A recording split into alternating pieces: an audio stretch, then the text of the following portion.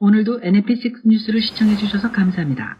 좋아요, 구독, 알람 설정 부탁드리겠습니다.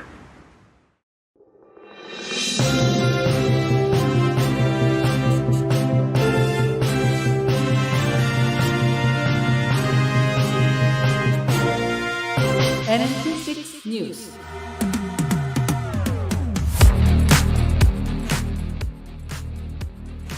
공화당이 차기 하원 의장 후보로 혈액암 투병 중에 있는 스티브 스컬리스 원내대표를 선출했습니다. 스컬리스 원내대표는 이날 표결에서 113표를 얻어 99표를 받은 짐 조던 하원 법사위원장을 이겼습니다. 이 투표에서 다른 후보에게 8표가 갔고 3명은 기권한 것으로 알려졌습니다.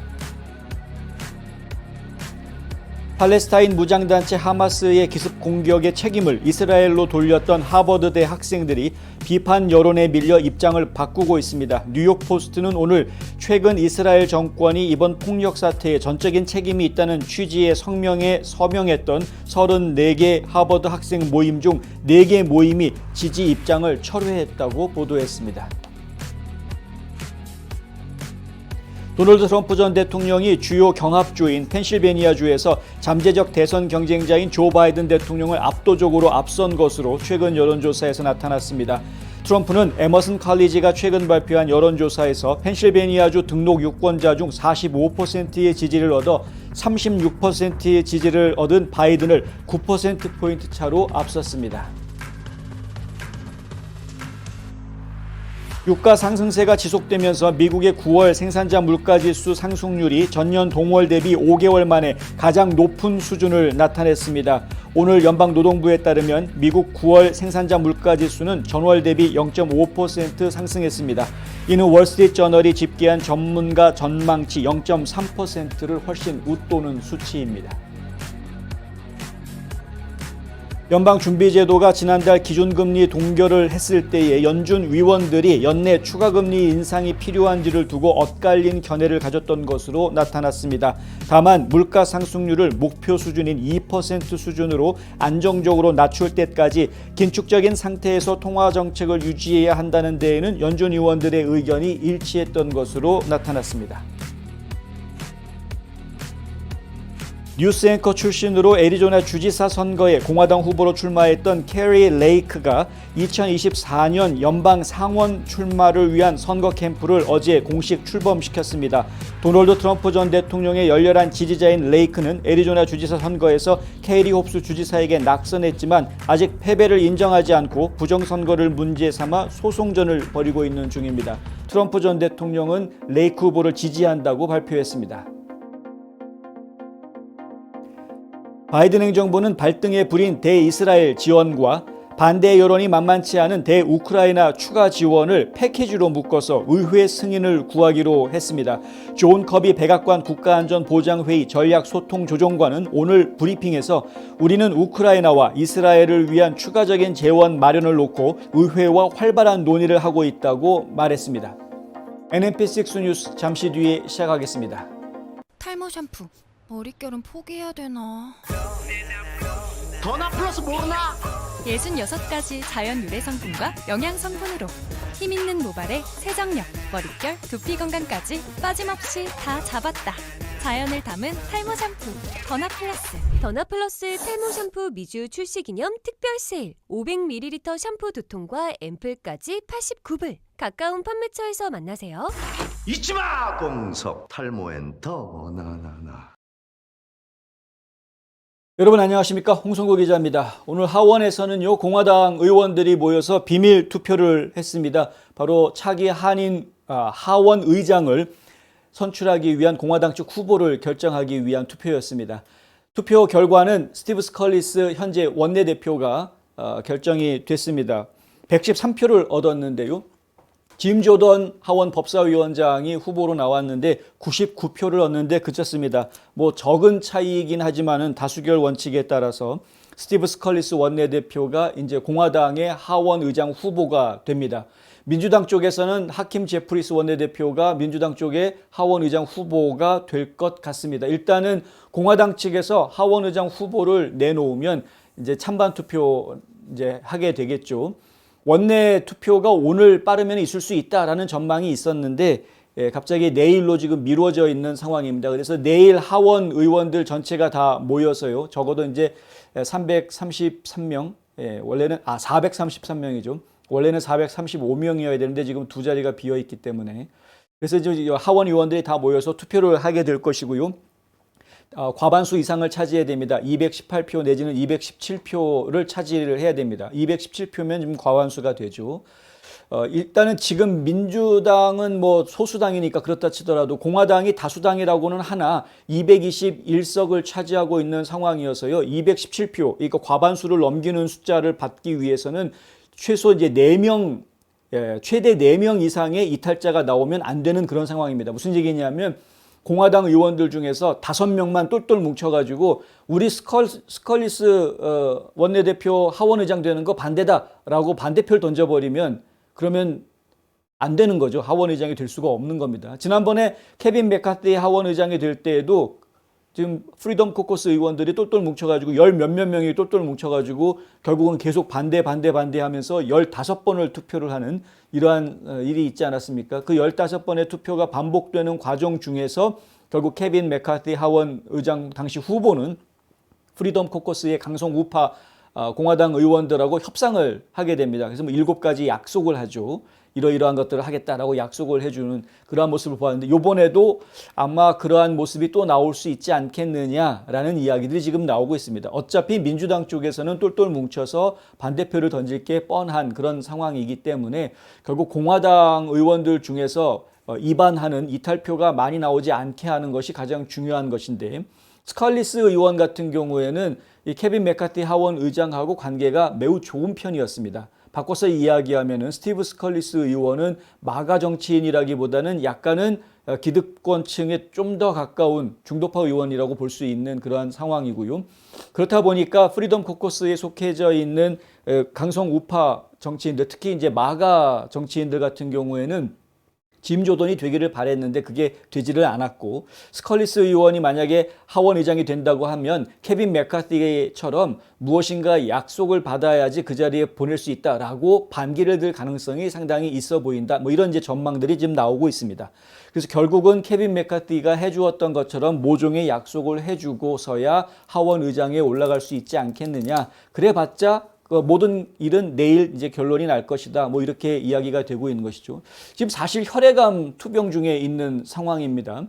물론 과거에 처음 연방 하원의원이 됐던 2007년도에요. 2007년도에 의회 야구단에 연습하다가 총기 난사 사건이 벌어지면서 총을 맞았던 이런 의회하고는 뭐 시작부터 좀 좋지는 않긴 했습니다. 그런데 뭐 그때뿐이었고요. 그때 총상을 입었음에도 불구하고 툴툴 털어내고 지금까지 2007년부터 지금까지 계속해서 지금 하원 의원을 하고 있는 뭐 일종의 의지의 연방 하원 뭐 이렇게 부를 수 있겠습니다. 그런 상황이어서 지금 이제 혈액암 투병 중에 있다고는 하지만은 혈액암이 일반적으로 키모테라피를 제때에 잘 받으면은 치료가 될 확률이 높은 암이다 보니까 본인이 강한 지금 투병 의지를 보여주고 있고요. 그래서인지 지금 정가에서는 스칼리스 하원 의장 후보가 혈액암 투병 중인데 과연 건강이 받쳐줄 수 있겠느냐라는 이야기가 지금 쏙 들어가 있는 그런 상황입니다. 처음에 이야기할 때는 투표가 이루어지기 전에는 지금 건강 상태가 좋지 않은데 감당할 수 있겠느냐라는 이야기들이 나왔었습니다만은 지금은 쑥 들어가 있는 이런 상황이다. 뭐 이렇게 말씀드릴 수 있고요. 자신의 불의의 총기 공격 피해자임에도 불구하고 스컬리스 의원은 총기 소지 권리를 지지하고 있는 입장이고요. 총기 규제 입법에 반대하는 그런 입장을 가져왔습니다. 또 감세를 지지하는 전형적인 보수 정치인의 모습을 보여주고 있다. 전형적인 보수 정치인의 모습을 보여주고는 있습니다만은 마가 정치인이라고 이야기하기는 좀 어려운 상황입니다. 특히 지금 이제 공화당 후보자들 간의 투표가 뭐 비밀 투표였습니다만 투표가 진행이 됐을 때 도널드 트럼프 전 대통령은 짐 조던을 지지한다라고 아예 공개적으로 발표를 했었습니다. 그런데 트럼프가 지지한다라고 했던 짐 조던이 99표, 절반이 안 되는 99표밖에 받지 못했다. 결국 이것은 연방 하원 공화당 안에서 이 도널드 트럼프 전 대통령이 가지고 있는 영향력을 단적으로 보여주고 있는 것 아니냐라는 이제 이러한 이야기가 나올 수 있는 부분이고요. 그래서 적어도 스티브 스컬리스가 반 트럼프 인사라고 말할 수는 없으나 하지만 친 트럼프 인사라고 말할 수도 없는, 어떻게 보면 이제 케빈 메카시 전 하원 의장의 한 뭐 두 번째 2기 정도가 되는 이러한 상황으로 진행이 될 것 같고, 그래서 결국은 마가 정치인들 입장에서는 계속해서 혹시 저 스컬리스 의원이 실수하지 않는지에 대해서 두 눈 부릅뜨고 지켜보고 걸핏하면 이제 지금 반기를 들려고 하는 이런 상황이 연출될 수 있다라는 말씀을 좀 미리 드려야 할 것 같습니다. 케빈 메카티 하원 의장이 되기 전에 프리덤 코커스 의원들과 약속을 했던 내용 중에 하나가 단 한 명의 의원이라도 해임 동의안을 발의할 수 있게끔 해주었던 그러한 상황이 있었죠. 그 실제로 그게 독이 돼서 본인한테 독화살로 날라왔습니다. 그래서 지난주에 해임이 되는 그런 상황이 벌어졌고요. 그런데 지금 공화당 내부에서는 그 조항이 너무하다, 이 의사 일정에 상당히 큰 지장을 초래한다라는 이제 이야기들이 나오고 있고요. 그래서 그 조항을 변경하려는 움직임들이 나오고 있습니다. 적어도 어느 정도 수가 되는 사람들이 해임 동의안을 제출을 해야 그것을 받아줄 수 있는 것으로 그 숫자를 늘리려고 하는 것이고요. 그 이야기는 지금 공화당 내부에서 강성 우파라고 이야기가 되고 있는 마가 정치인들에 대한 견제가 지금 시작이 되고 있다, 이렇게 이야기할 수 있겠습니다. 그러면 트럼프 전 대통령의 지지 성명이 힘을 발휘하지 못한 상황, 그리고 지금 기득권 공화당들이 요번에 하원 의장을 스컬리스를 올려놓고 나면은 흔들리지 않고 그냥 계속해서 나갈 수 있게, 그러니까 강성 우파 의원들한테 휘둘리지 않게 하기 위한 그러한 권한을 확보해 주려고 하는 이러한 움직임, 그걸 바꿔서 이야기하면은 공화당 내부에서 마가 정치인들에 대한 입막음을 시도하려고 하는 이러한 움직임들이 지금 은밀하게 진행이 되고 있는 상황이기 때문에 과연 내일 하원 의장 투표가 원활하게 진행이 될지, 혹은 무슨 문제가 계속 발생을 할지, 이게 지금 이제 초미의 관심사가 될 것 같습니다. 일단 내일 상황을 가봐야 알 수 있는 문제이긴 합니다만은 의회 내의 좀 분위기가 심상치는 않다. 뭐 전통적으로 워싱턴 DC의 이 워싱턴 정가라는 곳이 기본적으로 아웃사이더들한테는 굉장히 텃세를 심하게 부리고 있는 모습을 저희가 계속 보고 있기는 합니다만은, 그러한 텃세가 내일 확연하게 드러날지, 아니면 상당히 많은 국민들의 지지를 지금 받고 있는 마가 정치인들의 입김이 결국은 이 기득권 공화당층의 어떠한 그 쐐기를 박을 수 있는 모종의 액션들이 나올 수 있는 것인지, 이것이 내일 우리의 관전 포인트가 될 것 같다. 뭐 이 정도로 정리해 드릴 수 있겠습니다. 2002년에 백인 우월주의 단체의 KKK의 핵심 관계자가 만든 단체의 연설자로 나섰다가 한번 구설수에 오른 적도 있습니다. 그래서 사실은 이제 그 좌파 언론들 같은 경우에는 스티브 스컬리스는 이제 꼴통 중에 완전 우파다, 뭐 이런 식으로 이제 이야기하려고 하는 그런 모습을 좀 보여주고 있는데요. 실제로는 그런 인물이 아닙니다. 그러니까 케빈 메카티하고 별 차이가 없는, 사실 둘이 아주 친합니다. 그러니까 케빈 메카티 전 하원 의장하고 별 차이 없는 인물이기 때문에 하원 의장의 역할이 그냥 그 크게 변화가 없을 것이다라는 것으로 제가 이해를 해야 되고요. 이건 저희가 처음부터 예상했던 바였죠. 뭐냐면은 기득권 공화당 측에서 밀어주는 사람이 결국은 하원 의장으로 올라가게 되고, 그렇게 되면서 지금 민주당하고 기득권 공화당층하고 서로 야합하거나 협상하고 타협하는 이러한 일들이 계속해서 벌어지게 될 것이고, 이것은 앞으로 향후 한 달 정도, 한 달 반도 안 남았습니다. 한 달 정도 남아있는 2024년 회계년도 예산 협상에도 상당히 마가 정치인들이 볼 때는 좀 불합리한 결과로 이어질 가능성이 지금 상당히 발생하고 있는 상황이고요. 좀 더 길게 확장해서 이야기하면 2024년 총선에서 과연 공화당이 압도적인 승리를 거둘 수 있을까라는 가능성에 대해서 의혹을 품게 만드는, 어떻게 보면 상당히 좀 좋지 않은, 불안한 그런 상황입니다. 참 저희가 안타깝게 지켜봐야 되는 상황이기는 합니다. 뭐 어쨌든 역사는 내일 이루어질 테니까 지켜보셔야 되겠고요. 많은 분들이 계속 기도해 주시기 바랍니다. 실제로 어떤 일이 벌어질지 알 수가 없습니다. 뭐냐면 계속 똘똘 뭉쳐서 반대하는 사람이 나오면은요, 결국은 본인이 포기하고 공화당 내부 경선에서 2등을 했던 짐 조던이 대신 올라가는 이러한 방법이 나올 수도 있고요. 예. 어쩌면은 또 본인이 포기하고 케빈 맥카티가 다시 컴백하는 이런 수가 나올 수도 있고 어떻게 될지 알 수가 없습니다. 지금으로서는요. 그러나 현재 지금 분위기는 어쨌든 스티브 스컬리스가 차기 하원 의장으로 일단 오르게 된다. 결정된 건 아닙니다만 그렇다라는 거죠. 요즘 건물 사야 된다는데 커머셜 전문 브로커 누가 좋지? 안드라스 부동산이지. 미국 모든 주에서 매매가 가능하다고. 쇼핑몰, 리테일, 오피스 빌딩, 호텔, 웨어하우스. 누구라고? 유튜브에 안드라스 윤 쳐봐. 이제는 철저히 준비된 전문성만이 수익성을 창출하는 시대입니다. 저 안드레스 투자에 대한 답을 드리겠습니다. 안드라스 커머셜닷컴에 더 많은 정보가 있습니다. 안드라스 부동산 770-802-0688.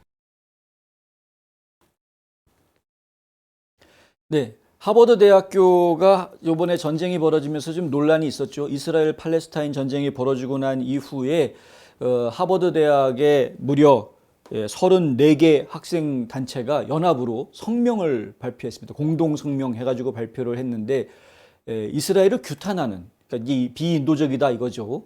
그래서 이스라엘을 규탄하는 그러한 성명을 내놔서 이것이 지금 논란이 커지고 있습니다. 그런데 34개 참여했던 단체들 중에서 4개 단체가 지지 입장을 철회하는 그러한 발표를 했다. 그런데 이 철회한 이유가 결국은 취업 문제 때문이다라는 이야기들이 지금 나오고 있습니다. 헤지 펀드계의 거물인 빌 에크먼 퍼싱 스퀘어 캐피털 회장이 이스라엘 비난 성명에 서명한 하버드대 학생 모임이 월스트리트의 블랙리스트, 취업 블랙리스트에 올랐다라는 사실을 공개하면서 이제 논란이 커진 겁니다. 그러니까 하버드대에서 지금 반이스라엘 기치를 내건 사람들, 친팔레스타인 이 성명을 낸 이 학생들 명단 파악해가지고 얘네들은 전부 다 블랙리스트에 올려라.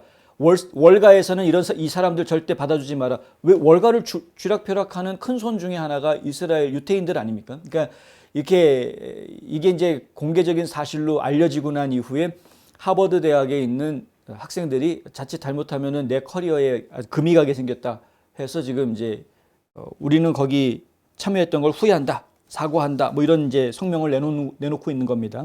하버드 대학의 서남아시아 학생 모임의 경우에는 성명을 다시 냈는데 성명에 동참한 사실에 대해 공식으로 사과한다라고 했고요. 테러 조직 하마스의 학살을 강력하게 비난한다라고 했습니다.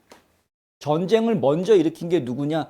당연히 전 세계가 다 알지 않습니까? 하마스가 먼저 공격한 겁니다. 선전포고도 없이 기습 공격을 해가지고 민간인들을 살상을 했습니다. 뭐 군들이 싸운 게 아닙니다. 그냥 시가지에 공수부대 들어가가지고 그냥 민간인들, 길거리에 있던 민간인들 그냥 학살한 겁니다. 어린아이들 막 목을 잘라내고 미친 짓을 했습니다. 그러니까 지금 하마스가 했던 아주 극악무도한 행동에 대한 비판은 안 하고 하마스가 이렇게 공격한 이후에 이스라엘이 보복한 것에 대해서 규탄한다라는 것은 앞뒤가 안 맞는 짓을 하고 있는 것이죠. 근데 지금 미국 내에 하버드 대학교 학생들 뿐만이 아니라 이러한 말도 안 되는 주장을 하는 사람들이 엄청나게 많아지고 있습니다. 전 정말 깜짝 놀랐습니다. 어떻게 해서 이럴 수가 있나. 최근에 노스캐롤라이나 주의회에서요. 노스캐롤라이나는 보수적인 주로 저희가 이해하고 있습니다. 주의회에 상당히 보수적인 공화당이 주도하고 있는 주입니다. 투표가 결의안이 하나 만들어졌습니다. 팔레스타인, 하마스 이런 테러 집단들 규탄하고 이스라엘을 지지한다. 이스라엘은 자위권이 있다. 이런 거죠. 자기를 보호할 권한이 있다. 이스라엘 지지한다라는 결의안을 만들었습니다. 당연히 만장일치로 통과가 됐죠. 뭐 118대 0인가 뭐 이렇게 반대한 사람 한 표도 없이 만장일치로 통과가 됐습니다. 문제는 뭐냐 하면 민주당 소속의 주 의원 12명이 투표 거부하고 의사당 밖으로 나갔습니다. 이런 상황입니다. 민주당 소속의 12명의 주 하원 의원들이 투표 거부. 민주당 사람들이 도대체 무슨 생각을 하고 이렇게 하는지 저는 잘 모르겠다. 최근에 영상을 하나 제가 본 게 있는데요. 동영상을 트위터에서 본 것이 있는데요. 뭐냐 하면은 과거에 이런 그 극단주의, 뭡니까? 그 극단주의 활동을 했다가 지금은 전향한 어떠한 랍비가 그런 이야기를 하는 건데요. 극단주의자들은 생각을 안 한다라는 겁니다. 그들은 보수주의자들을 두려워한다. 왜 보수주의자들을 두려워하느냐 하면은 원칙을 이야기하면서 덤벼들기 때문에 두려워한다라는 겁니다. 말싸움에서는 이길 수가 없다라는 거죠. 원칙을 놓고 이야기를 하니까. 그런데 급진 좌파들이라는 사람들은 원칙이 없다라는 이야기를 합니다. 웃기는 얘기를 해주는데요. 예를 들어서 일한 오마르 의원 같은 경우 민주당에서 낙태 찬성하니까 본인이 낙태 찬성하는 쪽에 법안도 만들고 투표도 하고 다 하는데 정작 일한 오마르 의원한테 네 뱃속에 아이가 생겼을 때 네 뱃속에 무슬림이 네 뱃속에 생성이 됐을 때 낙태하겠느냐, 뱃속에 있는 무슬림을 죽이겠느냐라고 물어보았을 때 일한 오마르가 대답할 내용은 빤하다. 안 할 거다라는 겁니다. 낙태 안 할 거다라는 이야기죠. 그런 이야기를 하는 겁니다. 그러니까 본인의 생각과 행동이 다르다라는 겁니다. 왜? 원칙적으로 생각하면은 낙태 안 하는 게 맞는데 지금 당론은 낙태를 하는 쪽이니까 무조건 민주당은 그렇게 자기네들이 정해놓은 당론으로 그냥 달려가는 그런 모습을 보여주고 있다. 생각 자체를 하지 않는다라는 그런 이야기를 하는 그런 말을 하는 영상을 보았는데 지금 명색이 미국에서 가장 유명하고 가장 랭킹이 높다라고 이야기하는 하버드 대학교의 학생들, 가장 똑똑한 학생들이 모여 있다라고 하는 이 학교에서 이러한 움직임이 벌어지고 있다라는 것은 이 지금 미국 사회가 얼마나 오랫동안 잘못된 교육을 해왔는지를 단적으로 보여주고 있는 모습. 하버드대만 이런 게 아니죠. 지금 상당히 여러 학교에서 이런 이야기들이 나오고 있습니다. 더 심각한 거는 이런 고학력자니 이런 잘난 척하는 사람들뿐만이 아니라 지가 똑똑한 줄 알고 잘난 척하는 그런 사람들뿐만이 아니라 BLM, 블랙 라이브스 매터 운동하는 사람들까지도 흑인 세력들이 지금 전부 다 이러한 무슬림 쪽 편을 들어주려고 지금 아예 줄을 섰다. 그러니까 무슬림 편을 들어주는 것까지는 이해를 하겠는데 그것이 지금 반이스라엘, 반유대주의로 넘어간다라는 부분이 상당히 위험하다라고 말씀을 드리는 겁니다. 자기네 민족 혹은 같은 종교를 가지고 있는 사람들을 옹호해주는 모습을 보이는 것은 인지상정이라고 제가 이해해 줄 수 있는 부분이 있죠.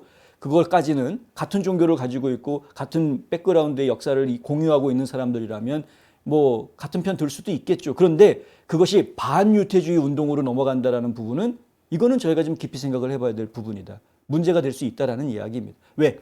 그건 이제 선을 넘어서서 완전히 갈라놓겠다라는 이야기가 되기 때문에 그렇습니다. 대화를 하고 서로가 다른 생각들을 터놓고 이야기해서 절충안을 찾고 더 발전적인 방향으로 갈 수 있는 혹은 화해하거나 조화롭게 살 수 있는 방향으로 가기 위한 길을 모색할 수 있는 이러한 입장이 아닌 겁니다. 선을 넘어서서 그냥 너 죽고 나 살자식으로 싸우기만 하는 분열을 조장하는 그런 형태로 가기 때문에 극단주의가 문제가 되는 것이다.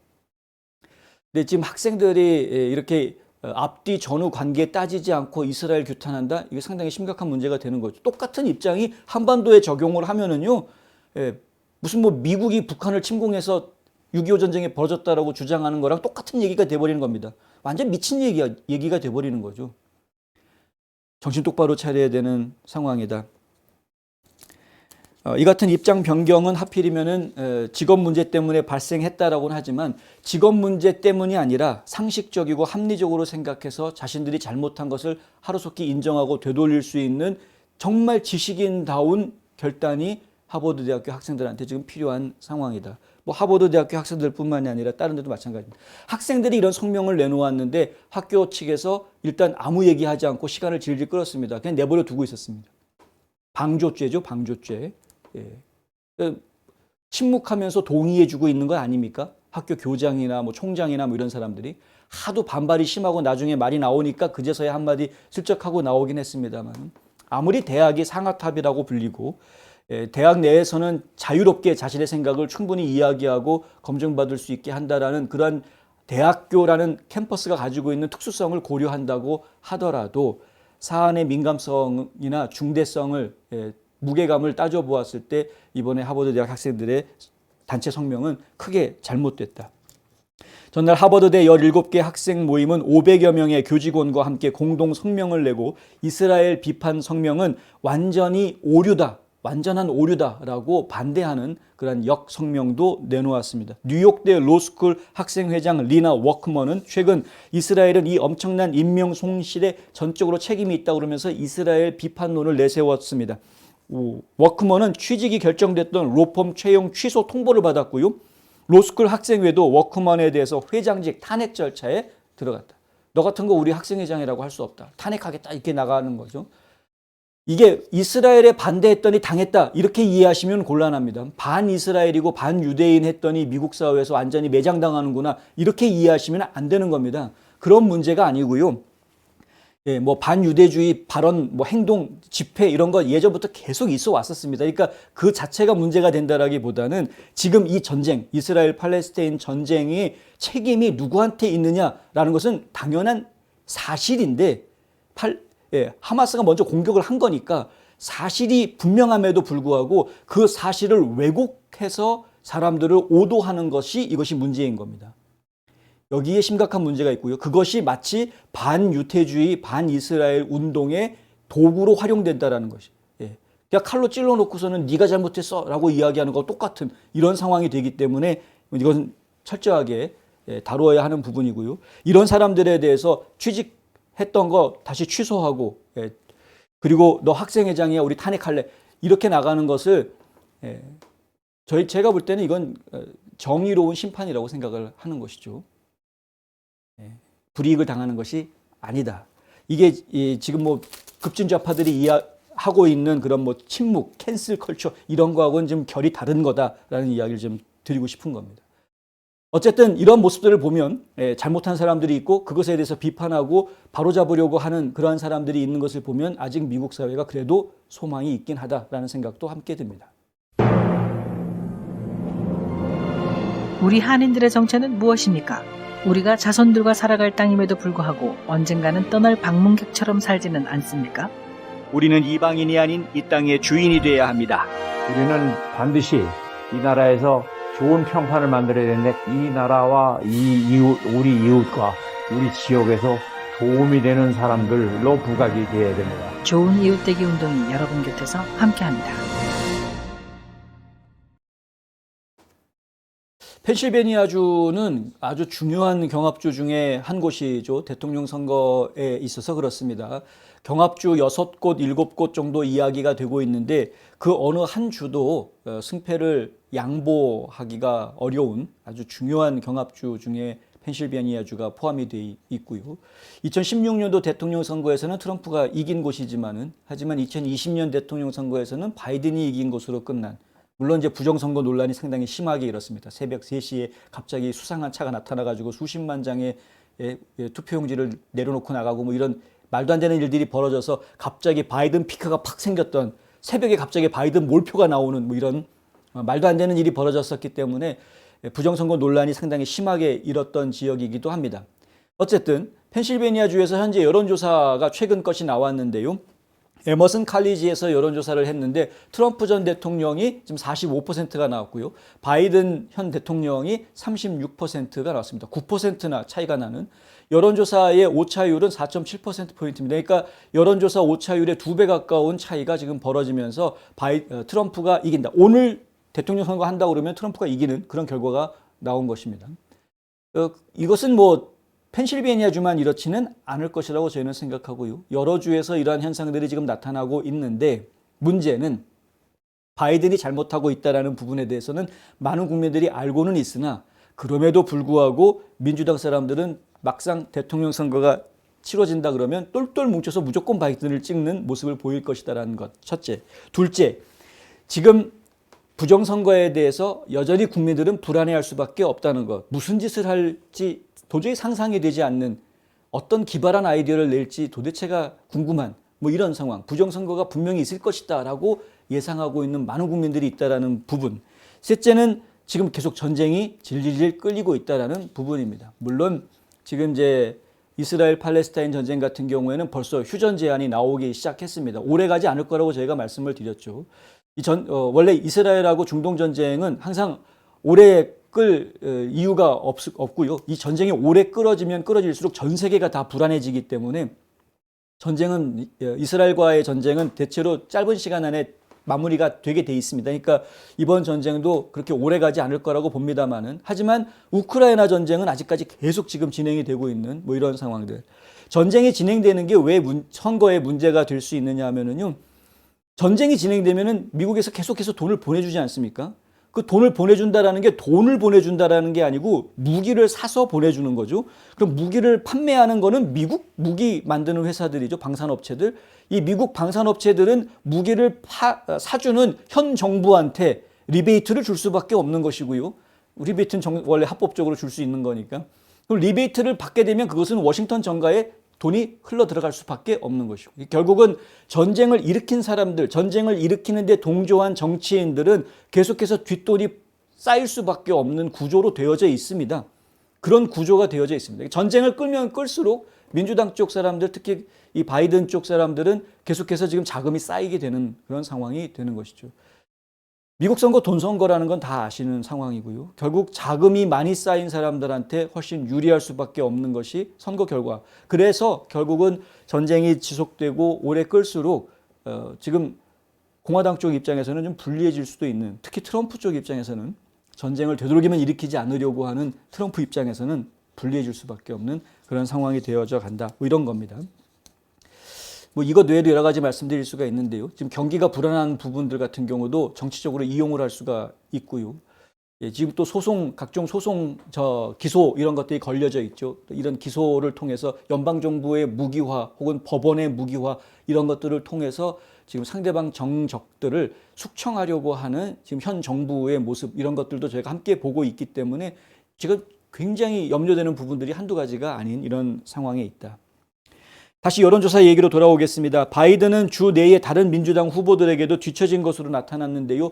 이게 무슨 얘기냐면은 바이든의 지지율, 업무 수행에 대한 지지율이 펜실베니아 주에서는 31%로 완전히 밑바닥을 그었다라는 이야기. 그리고 바이든의 반대, 바이든이 지금 국정 운영을 잘못하고 있다. 반대하는 사람들은 51%가 나왔습니다. 그러니까 과반수 이상이 지금 펜실베니아 주에서는 바이든의 업무 수행에 대해서 반대하고 있는 모습인데요. 반면에 주지사, 조시 샤피로 주지사에 대해서는 35%가 지지하는 대신에 반대하는 사람이 27%밖에 안 됩니다. 그러니까 순 지지율로 따져보면은 플러스 8% 순 지지율이 나오는 뭐 이런 모습. 그래서 결국은 지금 바이든보다는 조시 샤피로 주지사가 오히려 지금 펜실베니아에서는 더 인기가 있는 민주당원, 뭐 이렇게 이야기할 수 있는 상태다. 밥 케이시 연방 상원의원, 민주당 상원의원입니다. 밥 케이시 연방 상원의원은 공화당의 도전자인 데빈 맥코믹을 상대로 41% 대 33%로 크게 앞서는 모습을 보여줬다. 그러니까 여전히 펜실베니아는 지금 공화당 사람들보다는 민주당 사람들을 좀 더 지지하는 모습을 보여주고 있다는 겁니다. 유독 트럼프와 바이든 경쟁에 있어서는 이렇게 보여주고 있지만 말이죠. 그런데 이걸 보고 마가 유권자들이 안심하면 안 된다. 왜냐하면은요, 여기에 이 여론조사에서 아주 중요한 사람이 하나 빠져 있습니다. RFK 주니어가 빠져 있습니다. RFK 주니어가 들어가서 3자 대립 구도가 됐을 때 이 여론조사 결과가 어떻게 바뀔지는 저희가 지금 예상하기가 힘듭니다. 예. 그래서 사실은 이 여론조사만 가지고 펜실베니아는 이제 트럼프가 먹었구나라고 안심할 수 있는 그런 모습은 아닙니다. 그리고 이제 여론조사 결과를 좀 더 들어가 보면은 나이대에 따라서 지지하는 대통령 후보의 성향이 완전히 뒤바뀌고 있는 모습, 또 학력 구조에 따라서도 여전히 뒤바뀌고 있는 모습들을 보여주고 있다. 40세 미만의 유권자에서는 바이든이 더 많이 지지를 받는 것으로 나타났고요. 30세 미만 유권자 중에서는 트럼프가 더 앞서는 것으로, 완전히 더 젊은 층인 어중간한 층, 30대, 40대 요 어중간한 층은 바이든을 지지하는데 제가 볼 때는 교육의 문제인 것 같습니다. 근데 완전히 30대 이하의 더 어린 층은 트럼프를 더 지지한다. 40대 미만 유권자 중에서 46% 대 22%로 맥코믹, 그러니까 공화당 의원이 앞서고 있다. 그러니까 젊은 사람들은 공화당을 좀 더 지지하는 그런 모습을 보여준다는 것 같고요. 표가 갈리는 또 다른 그룹은 학력인데 고졸 이하 학력을 가진 유권자들이 트럼프를 훨씬 더 많이 지지하는 것으로 그렇게 나옵니다. 고졸 이하 학력 중에서 트럼프를 지지하는 사람은 53%인데 바이든을 지지하는 사람은 27%로 나옵니다. 이게 무슨 얘기를, 이 언론들이 꼭 이야기는 빠지지 않고 하는 이야기인데, 왜냐하면은 마치 트럼프를 지지하는 사람들은 못 배운 사람, 판단력이 좀 떨어지는 사람, 뭐 시골 촌뜨기 뭐 이런 식으로 지금 매도하는 것 같은 느낌을 주는 뭐 이런 표현들이 여론조사 결과인데, 상당히 안타깝습니다. 그리고 많이 배웠다라는 사람들은 계속해서 더 많이 바이든을 지지하는 모습을 보여주고 있다. 저는 거기에 한 가지 이유를 이렇게 설명을 하고 싶습니다. 뭐냐면요, 많이 배운 사람, 가진 게 많은 사람일수록 특권 의식이 더 강하기 때문에 그렇습니다. 그리고 특권 의식에 대한 갈증이 훨씬 더 커집니다. 나는 이만큼 공부했고 애써서 노력해서 공부했고 나는 이만큼 벌어놨고 그러니까 내가 누려야 되겠다라는 그러한 욕심들이 생기는 것이죠. 그렇다 보니까 정치적으로는 모든 국민이 공부를 많이 했건 적게 했건 돈을 많이 가지고 있건 적게 가지고 있건 모든 국민이 다 똑같은 한 표인데 정치적으로는 다 평등한 것인데 그런데 더 많이 배운 사람, 더 많이 가지고 있는 사람들은 무엇인가 특권 의식을 부리고 싶고 누리고 싶은 욕심이 발동을 하면서 그러면서 자기네들의 생각을 동조해 줄 수 있는 사람한테 표를 주게 되는 이런 모습을 봅니다. 이게 바로 엘리트주의와 연결될 수밖에 없는 모습이다. 그러니까 급진 좌파들이 엘리트주의로 빠져가는 모습이 지금 학력이 높은 사람들 그리고 돈을 많이 번 사람들이 민주당을 지지하는 모습하고 전혀 관계없는 얘기가 아니라 이게 다 이유가 있어서 맞아떨어지는 것이다라는 거죠. 이런 엘리트주의를 가지고 있는 사람들이 실제로 정권을 더 오래 끌고 가면 끌고 갈수록 그 사회는 일부 소수 집단에 의해서 전체 국민들이 지배받는 그러한 전체주의 국가 형태로 뒤바뀌게 된다. 이건 사회주의보다 더 심각하게 나빠지는 모습이 될 수 있다. 그러다가 공산당 되는 거고요. 그래서 지금 사실은 이렇게 학력 구조로 이야기해서 여론조사 했더니 나온 결과가 이렇다라고 이야기하는 것에 대해서 우리가 오해해서는 안 되겠다. 제대로 좀 알고 분석을 해야 되겠다라는 말씀을 좀 드리고 싶습니다. 10월 1일부터 4일까지 실시된 이 설문조사는 펜실베니아주 등록 유권자 430명을 대상으로 실시됐고요. 오차 범위는 플러스 마이너스 4.7%포인트입니다. 가족, 미래, 행복, 꿈, 건강, 아름다운 삶, 슬기로운 보험 생활로 가능한 것들입니다. 박화실보험을 만나보세요. 자동차 보험, 집보험, 비즈니스 보험, 워커스컴, 생명보험, 의료보험은 물론이고 주택융자, 재융자, 자동차융자, 개인융자 등 은행 업무에 IRA, 401k, 애뉴이티 등 은퇴 및 재정 설계까지 모두 한 곳에서 도와드립니다. 100년을 한결같이 좋은 이웃으로 보험의 중심에는 박화실보험이 있습니다. 네, 경제 문제로 넘어갑니다. 생산자 물가지수가 발표가 됐는데요. 전년 대비 2.2%, 전월 대비 0.5% 올랐다. 이게 경제 전문가들이 예상했던 것보다 훨씬 많이 올라간 거다라는 이야기가 나옵니다. 생산자 물가지수는 선행지수로 이야기합니다. 한 6개월 정도 뒤에 소비자 물가로 연결되는 것으로 그렇게 보통 파악을 합니다. 공장에서 만들어내는 공장의 생산 원가가 올라갔다라는 이야기고요. 그 생산 원가가 올라가는 것이 실제 소비자 물가에 반영되는 데에는 약 6개월 정도 시간이 걸릴 것이다. 바꿔서 이야기하면 인플레이션이 계속 지속될 거다라는 이야기죠. 물가 안 떨어진다는 이야기입니다. 물가가 안 떨어진다라는 이야기는 무슨 얘기입니까? 연준이 계속해서 고금리 유지할 수밖에 없다라는 이야기입니다. 고금리를 계속 유지를 해야 되는데 전쟁은 지금 계속 벌어지고 구호 물자, 전쟁 물자를 지원하는 미국의 노력도 계속 진행이 돼야 되는 상황입니다. 이렇게 되면 돈은 빠져나가고 물가는 올라가고 힘들어지는 것이죠. 기업 입장에서는 전쟁 중에는 교육 같은 것들이 멈추게 되고요. 유통 구조가 좀 영향을 받을 수 있기 때문에 전반적으로 수출입 같은 것들도 좀 줄어들게 되고 교육 자체가 줄어들게 됩니다. 전쟁이 벌어지게 되면. 그러니까 이러한 상황 속에서 기업들은 제대로 된 매출을 올릴 수 없기 때문에 결국은 이제 실업 문제가 이제 발생할 수밖에 없는, 일자리가 줄어드는 그런 실업 문제가 발생할 가능성이 좀 커지는 것이죠. 꼭 그렇게 연결되는 건 아닙니다만은, 만약에 실업 문제가 좀 발생을 한다라고 하면 실업 문제는 커지면 실업률은 높아지면서 물가는 계속 올라가는, 뭐 이런 상황. 이게 이제 스태그플레이션으로 가는 골목이 되는 겁니다. 결국에는 지금 모든 국민들이 다 힘들어질 수밖에 없는 상황이 된다라는 이야기죠. 요즘 중동에서 전쟁 벌어지니까 당장 가스값 어떻게 될까 봐 걱정들 하고 있지 않습니까? 이 전쟁 오래 가지는 않을 겁니다만은 어쨌든 좀 그렇고요. 지금 러시아하고 사우디아라비아하고 회의를 통해서 국제 유가 어떻게 조정할까라는 그런 회의가 진행이 된다고 하는데 그 결과가 어떻게 나올지 제가 좀 지켜봐야 되겠고요. 휘발유 가격이 전월 대비 5.4% 상승을 했고 9월 소비자 물가지수 상승에 40%가 휘발유 가격, 석유 가격이 올라가면서 영향을 주었다. 항공유, 그다음에 육류, 전기 디젤유 가격도 생산자 물가 상승에 영향을 주었다는 이야기가 나옵니다. 생산자 물가는 일정 시차를 두고 소비재 가격에 반영이 되기 때문에 신경이 좀 쓰일 수밖에 없는 그런 부분이다. 계속해서 저희가 말씀을 드리는데요. 경기가 나빠질 겁니다. 지금도 예전보다 좀 힘들다라는 이야기 하시는 분들이 많으시죠. 물가가 너무 높아졌기 때문에 외식도 좀 줄여서 해야 된다. 가능하면 외출도 좀 삼가해야 되겠다. 여러 가지 이야기들 저희가 듣고 있는데요.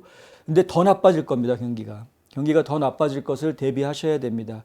많은 경제 전문가들, 그러니까 애널리스트들은 이렇게까지 깊이 분석을 안 하는데요.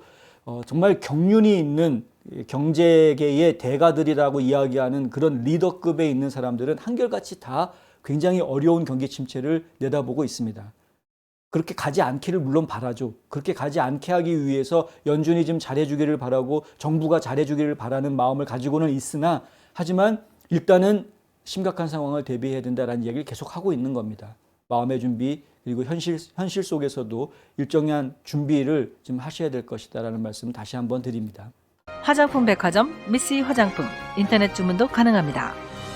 고객의 꿈을 실현하는 은행 메트로시티은행. 한 곳에서 시작되는 안정된 미래 선우인어 보험.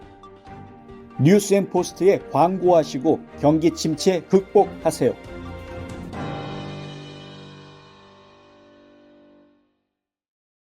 좋아요 한번 눌러주시고 계속 시청해 주시면 감사하겠습니다. 그리고 이왕 얘기 나온 김에 저희 뉴스앤포스트에 광고해 주실 분은 저에게 연락 주시면 감사하겠습니다. 광고 효과 괜찮습니다.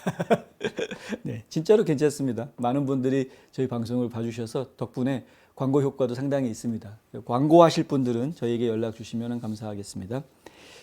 FOMC 의원들의 그 회의록, 지난번 FOMC 회의록이 이제 공개가 됐습니다. 그 공개된 회의록 내용을 보았더니 추가 금리 인상을 두고 엇갈린 의견들이 나왔다. 그럼에도 불구하고 금리 인상을 한다 안 한다라는 부분에 대해서는 의견이 좀 엇갈렸으나 하지만 인플레이션을 2%대로 맞춰야 한다라는 부분에 대해서는 모든 의원들이 동의했다. 무슨 얘기냐 하면은요. 여기서 금리를 더 많이 올리지 않는다고 하더라도 고금리를 계속 유지하는 것은 유지하겠다라는 거기에는 모든 의원들이 동의했다라는 이야기입니다. 그래서 고금리 시기가 상당히 장기화될 수 있다라는 이야기입니다. 연준이 오늘 공개한 9월 연방공개시장위원회 FOMC 회의록에 따르면은 다수 참석 의원들은 기준 금리를 1회 추가 인상하는 게 적정하다라는 의견을 제시했다고 합니다. 1회 추가 인상 여기에 지금 방점을 두고 있는 거죠. 0.25%만 한 번 더 올리자. 더 이상 올리지 말자. 이제 이쪽에 지금 방점이 주어져 있다. 하지만 일부는 추가 인상 필요하지 않다라고 인상 자체를 반대하는 그런 모습도 지금 보여주고 있다. 의견이 좀 분분하다. 이런 이야기인데요. 일단 다음 FOMC 회의에서 0.25% 올릴 것은 거의 확실해 보입니다. 추가 금리 인상 여부보다 정말 중요한 것은 많은 사람들이 이야기하고 있는 것인데 얼마나 오랫동안 이 고금리 형태 5.5%에서 6% 정도 사이에 있는 이 고금리가 언제까지 유지가 될 것이냐 하는 것인데요. 원래 기본적으로는 올해 말 내년 상반기 정도까지 이야기를 했었던 것인데 어쩌면 이것이 내년 하반기를 넘어서 내후년 초까지 갈지도 모르겠다. 이런 이야기들이 지금 나오고 있는 상황입니다. 일부 의원들은 금리 결정과 대중소통의 초점이 정책 금리를 얼마나 높이느냐에서 정책 금리를 제한적인 수준에 얼마나 오래 유지하느냐로 지금 옮겨가야 된다라고 지금 이야기를 하고 있는 그런 상황. 물가 상승률이 목표치인 2% 수준에서 지속 유지될 수 있도록 해야 된다라는 이야기를 하는 것이고요.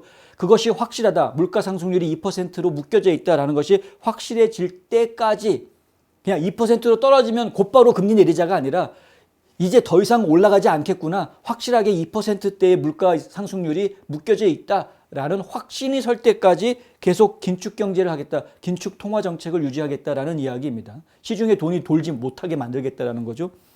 물가를 잡기 위해서 고금리를 상당 기간 유지해야 한다는 점에서는 의원들이 다들 동의를 하고 있는데 금리를 어느 수준까지 올려야 할 것이냐 이 부분에 대해서는 이야기가 조금 여러 의견들이 있다.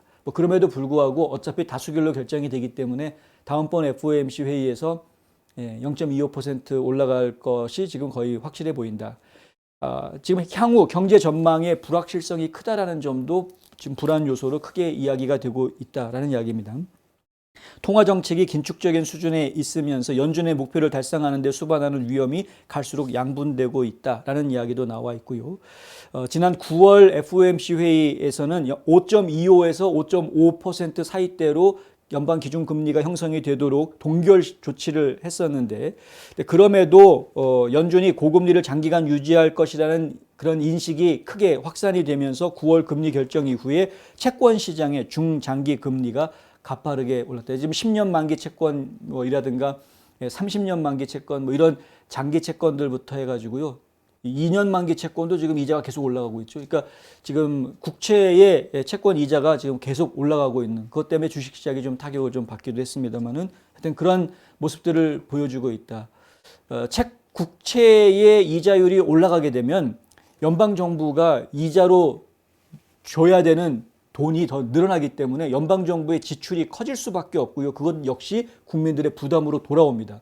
그러니까 고금리를 유지하면 유지할수록 국민 부담도 사실은 더 커지는 것인데 왜 자꾸 고금리를 유지하느냐라는 비판들이 그래서 계속 나오는 것이고요. 그럼에도 불구하고 연준 입장에서는 국민 부담이 커지거나 세수가 많이 나가는 것 외에, 하지만 지금 중요한 것은 물가를 잡지 못하면은 아무것도 안 된다라는 인식 때문에 물가를 잡기 위해서는 어쩔 수가 없다, 고통 감수해야 된다라는 입장을 지금 고수하고 있는 그런 모습을 보여주고 있다. 근데 우리 이 NMP6 뉴스를 시청해 주시는 많은 시청자분들은 이미 다 알고 계시지만 해법은 너무 단순하죠. 이렇게 복잡한 얘기할 필요가 없는 겁니다. 그냥 미국에서 석유 파면 되는 겁니다. 그런데 그거를 지금 바이든 정부가 안 하고 있죠. 그래서 많은 분들이 갑갑해하고 있죠. 제7회 가곡과 아리아의 밤에 여러분을 초대합니다. 소프라노 최예슬, 정하은, 테너 조상범, 신난석, 피아니스트 장현아와 남예린이 펼치는 이번 음악회는 오는 11월 4일 저녁 7시 수완이 순복음교회에서 열립니다. 깊어가는 가을밤, 바쁘고 힘든 이민 생활에 위로와 평안의 시간이 되어드릴 것입니다. 한국, 뉴욕, 필라델피아, 그리고 조지아에서 활약하는 실력파 음악인들이 한국 가곡, 성가곡, 오페라 아리아와 리스트의 화려한 피아노 연주곡들을 선사할 것입니다. 가곡과 아리아의 밤에 꼭 오셔서 감동과 삶의 새로운 힘을 얻으시기 바랍니다. 티켓 문의 770-365-6117. 캐릴 레이크 애리조나주 주지사 후보자가 후보였던 이 TV 뉴스 앵커 우먼 출신이죠. 그런데 어제 공식적으로 애리조나주 연방 상원 선거에 출마한다라고 발표를 했습니다. 트럼프 전 대통령이 어제 그 행사장의 영상으로 지지 선언하는 영상을 띄웠습니다. 영상에서 트럼프 전 대통령은 이렇게 말합니다. 내가 백악관으로 돌아가면 상원에 캐리 같은 강력한 전사가 필요하다. 그녀는 투사다. 그녀는 강하고 착하다. 그런데 그녀는 훌륭한 마음을 갖고 있다. 하원과 상원에서 과반수가 필요하다. 우리는 미국 우선주의 아젠다를 추진하고 매우 빠르게 추진할 수 있도록 강력한 다수를 확보해야 한다. 이는 바로 오늘 밤 여기에서 캐리 레이크가 애리조나에서 승리하도록 돕는 것으로 시작되며 그녀도 승리할 것이다. 그녀는 모든 사람들로부터 존경받고 있다. 이런 이야기들 이외에도 여러 가지 더 이야기를 합니다. 바이든 정부가 잘못하고 있다는 지적도 하고 있고 여러 가지 얘기를 합니다만은 어쨌든 중요한 것은 트럼프 전 대통령의 머릿속에는 본인이 백악관으로 들어갔을 때 백악관을 차지하는 것만 있는 것이 아니고 중요한 거는 상원, 연방 상원과 연방 하원 모두가 다 공화당이 다수당이 된 모습까지 지금 염두에 두고 움직이고 있다라는 점, 이게 지금 중요한 겁니다. 그래서 싸울 수 있는 상원의원, 싸울 수 있는 하원의원이 필요하다. 왜? 이 급진좌파 민주당 의원들이 굉장히 저돌적이고 투사처럼 싸우고 있기 때문에 그렇습니다. 그렇다면 공화당 의원들도 분명한 모습을 좀 보여줘야 되는 것 아니냐. 술에 술 탄 듯 물에 물 탄 듯 그냥 좋은 게 좋은 거다라는 식으로 흐리멍텅하게 할 것이 아니라 분명하게 원칙을 이야기하고, 원래 보수주의자들이 가장 잘하는 부분이거든요. 원칙을 분명하게 하고 이게 원칙이다. 이게 옳은 것이다. 라고 딱 선을 거주고 그리고 이야기할 수 있는 과감한 인사들이 좀 더 많이 필요하다. 과거에 저희가 계속 그런 이야기를 했었습니다. 공화당에는 왜 이렇게 투사가 부족했을까?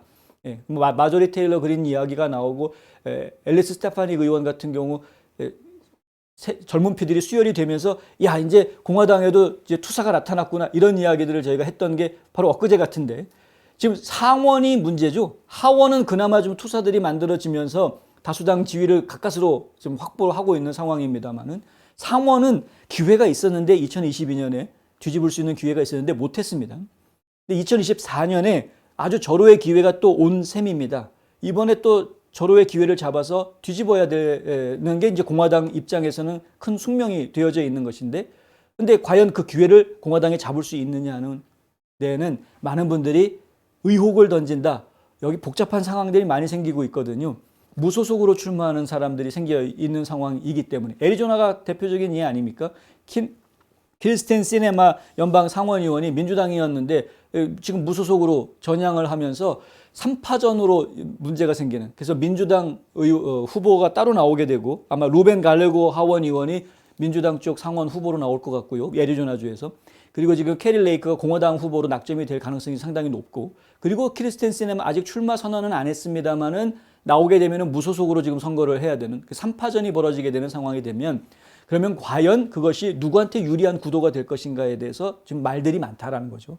특히 애리조나주에 있는 공화당 의원들 같은 경우에는 이 애매한 공화당 의원들이 굉장히 많습니다. 마가 유권자 입장에서 봤을 때는 라이노라고 부를 수 있는 그런 공화당 기득권층이 의외로 많이 있습니다. 애리조나주는 생각이 이제 말랑말랑한. 그래서 사실 그리고 네오콘 텃밭이었고요. 애리조나를 따지고 보면은.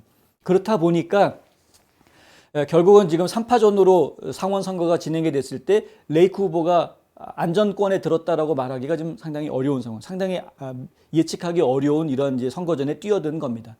그리고 특히 이제 트럼프 전 대통령이 강력하게 지지 선언을 해 주었는데 그 효과가 과연 얼마나 나올 수 있을지 그것도 저희가 좀 지켜봐야 되는 그러한 상황. 근데 이런 상황에서 지금 애리조나 주의 주지사, 국무장관, 법무장관 전부 다 민주당 사람들이 꽉 쥐고 있는 그런 상태이기, 지난번 선거에서 완전히 뒤집혔기 때문에요. 그러니까 주 정부가 주 행정부가 지금 민주당한테 완전히 넘어가 있는 이런 상황에서 이 라이노들과 함께하는 주 의회는 불안불안한 그런 상태. 이런 상태에 과연 캐리 레이크 후보가 제대로 된 성적을 낼 수 있을지 사실은 매우 염려스러운 이런 상태이다. 원래 캐리 레이크 같은 경우에는 부통령 러닝메이트 후보감으로 이야기가 됐던 인물입니다. 근데 그럼에도 불구하고 본인이 러닝메이트 하겠다라고 달라붙지를 않고 지금 상원에 출마하겠다라고 과감하게 출사표를 내는 모습은 이거는 뭐 상당히 공화당 입장에서는 칭찬해 줄 수 있는 부분이기는 합니다. 어쨌든 선거 결과는 뭐 뚜껑 열어봐야 안다라는 말이 있는 거니까요. 그건 뭐 결과는 지켜봐야 알겠습니다. 화요일 발표된 좌파 성향의 퍼블릭 팔리시 폴링이라는 여론조사에서는요, 이 루벤 갈레고 민주당 하원 의원이 41%로 가장 많은 지지를 받는 것으로 여론조사가 나왔고, 캐리 레이크는 36%, 그래서 민주당 후보하고는 5% 차이 나는 거로 지금 나왔습니다. 키르스텐 시네마 의원은 15% 지지율에 그쳤습니다. 무소속으로 당적을 바꾸고 나서 민주당 사람들한테 지금 버림받고 있는 그런 모습을 보여주고 있는 것이고요. 하지만 반대로 공화당 쪽의 여론조사 기관인 내셔널 리서치에서 한 여론조사 결과를 보면 이 캐리 레이크가 37%를 받으면서 1등으로 나오고요. 그리고 이제 루벤 갈레고 하원 의원은 33%로 4% 차이로 2등으로 밀려나는 그런 모습을 보여줍니다. 역시 크리스텐 시네마 상원 의원은 19%만 받는데 그칩니다. 그러니까 결국은 계속 3등을 한다. 지금 현재 여론조사를 놓고 이야기하면은 무소속 유권자들이 크리스텐 시네마에 대해서 그렇게 크게 지지하지 않고 있는 모습을 보여주고 있는 그런 모습을 보여주고 있는데, 시네마 의원이 지금 출마한다라고 확답을 발표를 한 것이 아니기 때문에 그것도 좀 지켜봐야 될 부분이고요. 출마를 했을 경우에는 어쨌든 본인은 당선되기는 어려운 상황이 여론조사가 나왔지만 앞으로 1년이 넘게 시간이 남아있기 때문에 1년 남짓 있는 그 시간 동안 크리스텐 시네마 의원이 무소속이 당선돼야 될 충분한 이유를 역설을 하고 다니면, 예를 들어서 지금과 같이 양극화된 상황에서 정상적인 상식적인 생각을 할 수 있는 사람은 무소속밖에 없다라고 어필을 해서 그것이 애리조나 주민들한테 얼마나 먹힐 수 있을지 그 추이를 저희가 또 한동안 시간을 가지고 지켜보아야 할 부분도 있기는 있을 것 같다. 저희가 자꾸 이런 소식을 전하면서 한 가지 불안해지는 부분은 트럼프 전 대통령의 지지 파워, 과거에는 굉장히 파워풀했는데 과연 이번에도 파워풀한 영향력을 낼 수 있을까라는 부분이 왠지 조금 좀 불안불안한 느낌? 이런 것들이 좀 생긴다. 왠지 모르겠습니다. 근데 약간 불안한 느낌들이 좀 생기고 있습니다. 한층 더 업그레이드된 뉴스앤포스트가 곧 여러분의 곁을 찾아갑니다. 시청자 여러분 안녕하십니까? 10월 중순부터 뉴스앤포스트와 함께하게 된 소미라 아나운서입니다. NMP6 뉴스, 앞으로도 많은 시청 부탁드립니다.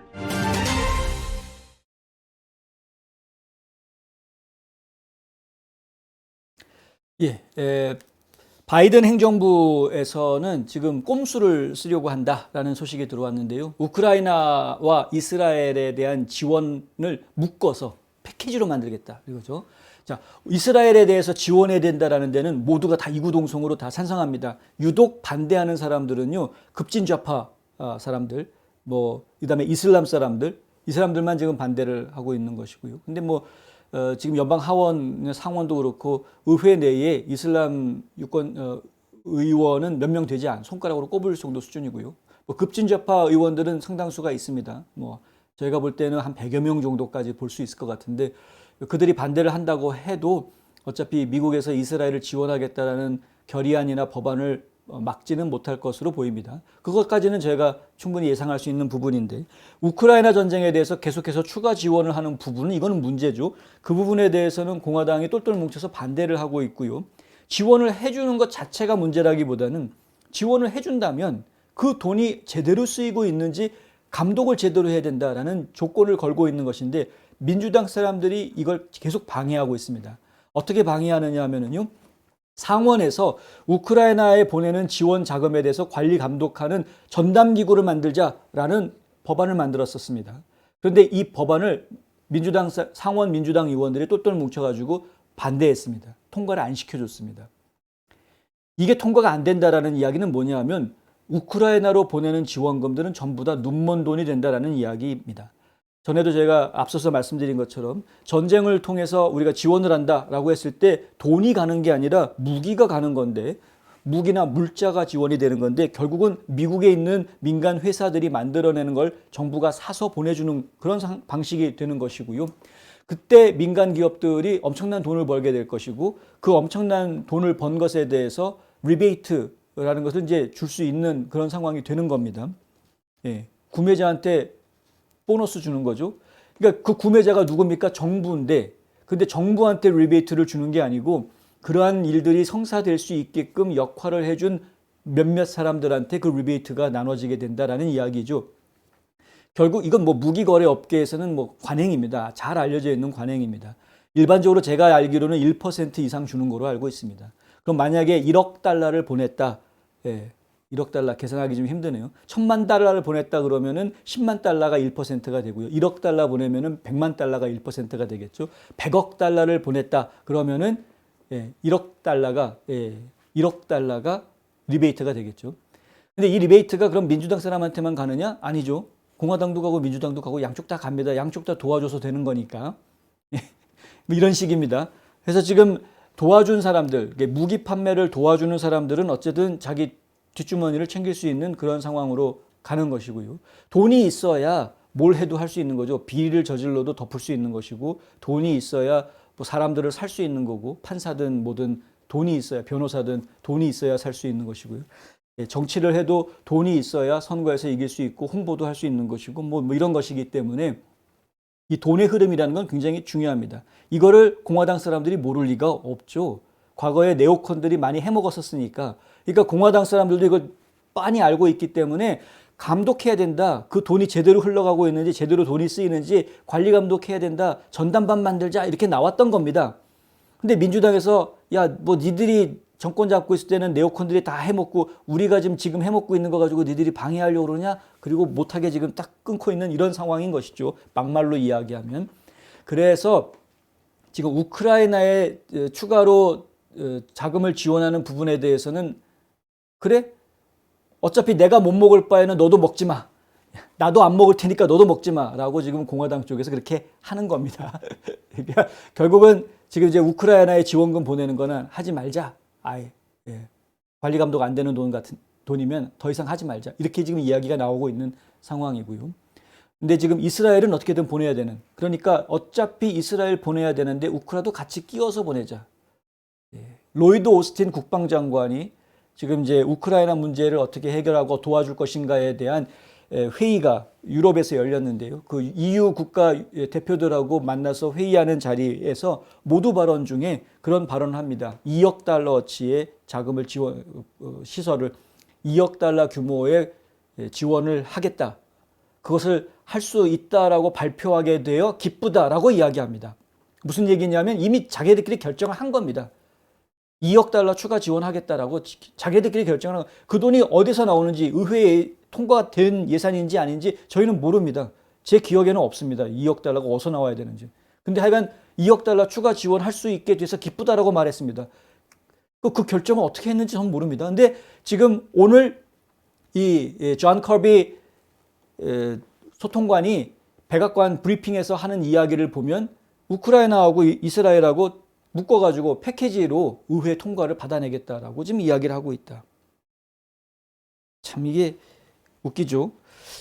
단기적으로 우크라이나를 지원할 예산은 확보돼 있지만 이달 시작한 2024년 회계년도 예산에 반영할 추가 지원액은 의회 승인을 얻지 못한 상태입니다. 지난달 30일 미국 의회가 합의한 45일짜리 임시 예산안에는 바이든 행정부가 요청한 대우크라이나 추가 지원 예산 그때 뭐 얼마입니까? 120억 달러인가 뭐 200억 달러가 요청한 게 있었는데 그거 통과 안 됐죠. 반영되지 않았습니다. 그래서 지금 앞으로 이제 40여일, 한 30 며칠 정도 사이에 협상을 통해서 예산안을 만들어야 되고 그 예산안을 만들면서 우크라이나 지원을 할 거냐 안 할 거냐, 하게 되면 얼마를 할 거냐 뭐 이런 것들이 이제 협상이 진행돼야 되는 과정입니다. 그런데 지금 하원 의장이 공석이기 때문에 모든 협상이 올스톱되어져 있는 그런 상황이죠.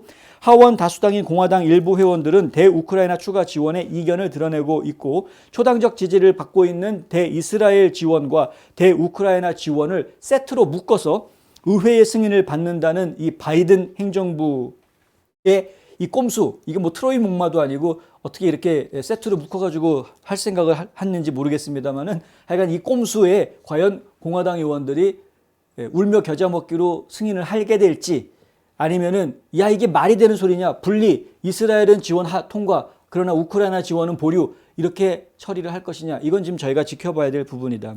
그런데 앞서서 제가 말씀드린 대로 스티브 스칼리스가 하원 의장이 된다면 공화당 기득권층의 안에는 네오콘 멤버들이 상당수 있습니다. 그러니까 공화당 기득권층들이 하원 의장을 맡게 되면 그러면 자연스럽게 그래 바이든 대통령이 나름대로 꼼수로 잘 아이디어를 잘 냈네. 세트로 통과시켜 줍시다. 뭐 어차피 이스라엘 지원해야 되니까 이런 식으로 통과시킬 가능성이 커지는 겁니다. 그것뿐만이 이제 이 시작인 거죠. 이게 시작. 이제부터 이제 모든 것들이 마가 유권자나 마가 정치인들한테는 매우 씁쓸한 이야기 소식들이 이제 계속 이어질 수밖에 없는 그런 상황으로 갈 가능성이 커진다. 케빈 메카티를 계속 구워 삶았더라면 어떻게 구워 삶아서 조금씩 양보하는 식으로 넘어갔을지 모르겠는데요.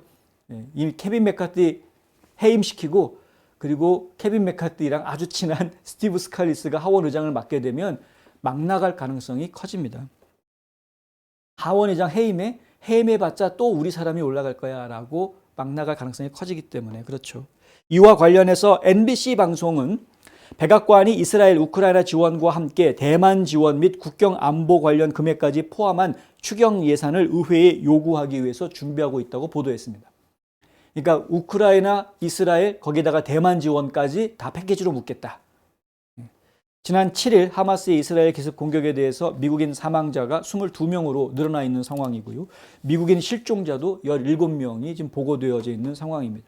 다만 하마스의 인질로 잡혀있는 미국인이 매우 소수다라고 이야기를 하고는 있습니다만은 몇 명 되지 않지만 그 숫자가 바뀔 수 있다. 계속 늘어날 수 있다라는 이야기입니다.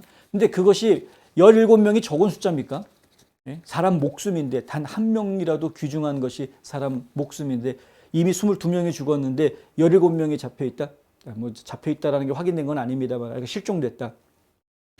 이게 지금 쉽게 이야기할 수 있는 작은 숫자다라고 쉽게 이야기할 수 있는 게 아닙니다. 왜냐하면 목숨값이기 때문에 이 존 커비 조종관은 이스라엘에 대한 레바논의 시아파 무장 세력 헤즈볼라의 로켓 공격에 우려를 표명했다라고 하고요. 그러면서 동지중해에 긴급 배치한 미군 핵추진 항공모함 제럴드 포드 호에 이어서 또 다른 핵추진 항공모함인 드와이트 아이젠하워호를 필요시에 이스라엘 근처로 추가 배치할 수 있음을 시사했습니다. 커비 조종관은 아이젠하워와 타격 전단이 오래전에 수립된 계획에 따라서 유럽으로 이르면 수주 안에 출항할 것이다 라고 이야기했고요. 이들은 필요시 대이스라엘 지원에 활용될 수 있는 자산이다 라는 이야기도 했습니다. 이 제럴드 포드 항공모함도 그렇고 이 아이젠하워도 그렇고 규모가 어마무시한 항공모함 단인데 이게 지금 이 미국의 화력이 이렇게 집중되는 모습. 우크라이나 전쟁도 마찬가지로 지원은 하지만은 미국이 직접 전쟁에 참여는 못하고 있죠. 그랬다가 큰일 나니까. 이스라엘도 마찬가지입니다. 이스라엘 팔레스타인 전쟁도 미국이 이스라엘을 지원하는 거는 크게 문제가 되지 않게 할 수 있지만 직접 전쟁에 참여하는 것은 완전히 이야기를 다르게 만들어 버립니다. 과거 도널드 트럼프 전 대통령 시절에는 어떻게 해서든 이스라엘과 이슬람 국가들을 화해시키기 위해서 아브라함 어코드라는 것을 만들었죠. 아브라함 협정. 어차피 너희들 조상이 다 아브라함 아니냐? 이스라엘 조상도 아브라함이고 이 무슬림들 조상도 전부 다 아브라함 아니냐? 결국은 형제간인데 따지고 보면 평화협정 맺자. 그래서 지금 평화협정 4나라가 맺었고요. 사우디아라비아가 지금 평화협정 준비하고 있는 상황이고요.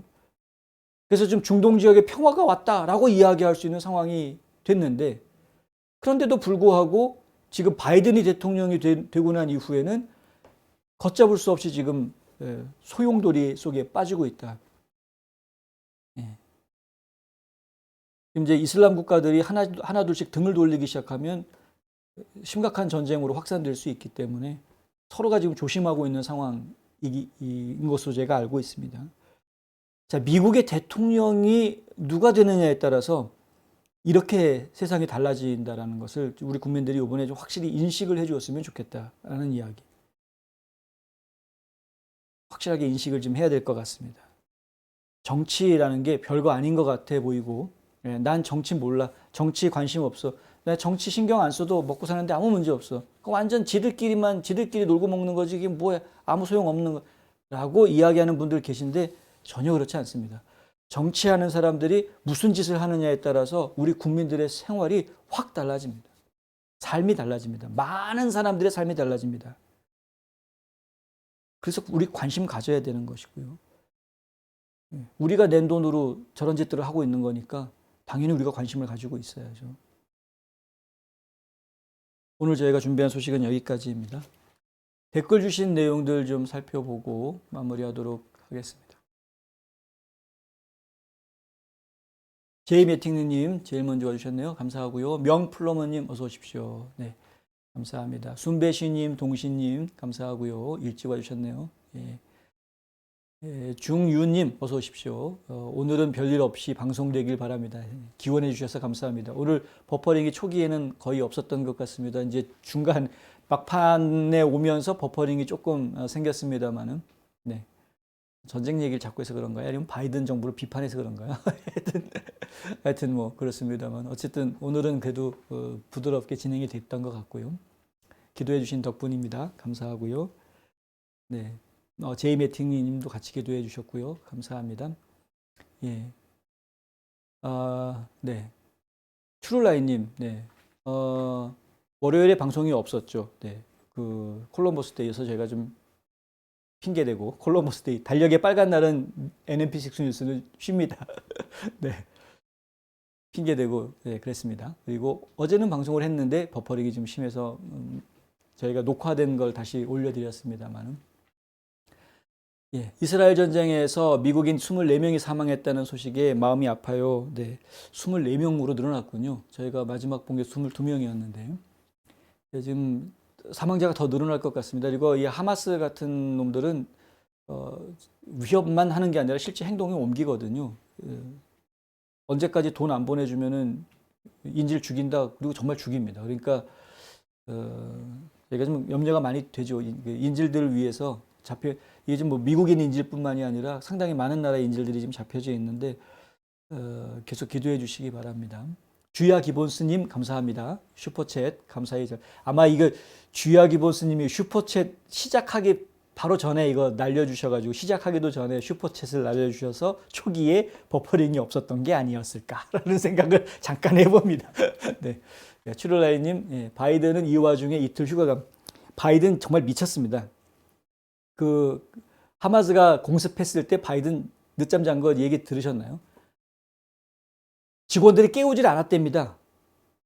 7시 반까지 잤답니다. 7시 반에 일어났답니다. 이 사건이 터진 건 새벽인데 백악관 직원들이 깨우지를 않았다. 왜 안 깨웠느냐? 어차피 바이든이 할 수 있는 게 아무것도 없어서가 이유입니다. 심각하죠. 아주 심각합니다. 터미 튜버빌 엘라바마주의 상원의원이 이 문제를 가지고 말도 안 되는 바이든 비난하는 이야기를 라디오 방송에서 했는데요. 엘라바마주에 있는 라디오 방송에서 그 얘기를 했는데 말도 안 되는 짓을 한 겁니다. 바이든은. 그리고 그 주변에 있는 보좌관들도 마찬가지입니다. 완전히 지금 백악관이 지금 미쳐 있는 겁니다. 우리가 저 백악관에다가 이 안보를 지금 맡길 수가 없는 상황입니다. 사실 불안해질 수밖에 없는. 아프간 때도 그랬고 미국인 안전에는 무관심, 오직 국경으로 불체들이고 우크라이나에 돈 퍼주는 일만큼. 그러니까요. 미친놈이죠. 현직 대통령을 제가 욕해서 죄송한데 근데 뭐 잘해야 칭찬을 해주죠. 잘해야.